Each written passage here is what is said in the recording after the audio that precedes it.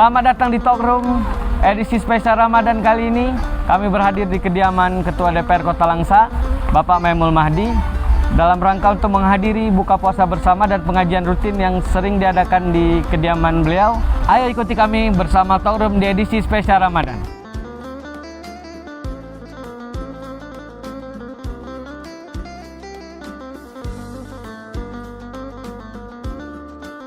Nah, bersama saya ini telah hadir Ketua DPRK Kota Langsa, Bapak Maemul Mahdi. Terima kasih atas jamuan malam ini, Pak.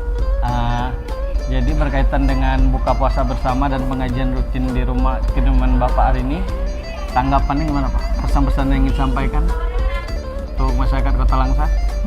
Yang pertama ya, saya merasa bersyukur hari ini agendanya berjalan dengan sukses, terlaksana dengan baik. Ya memang ini sebenarnya agenda rutin.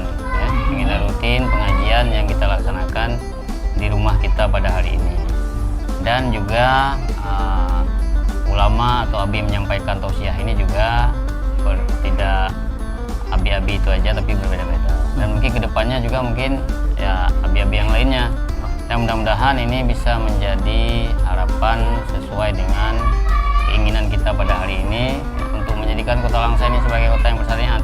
Ya, artinya apa-apa yang kita buat hari ini mudah-mudahan diterima oleh seluruh lapisan masyarakat. Oke.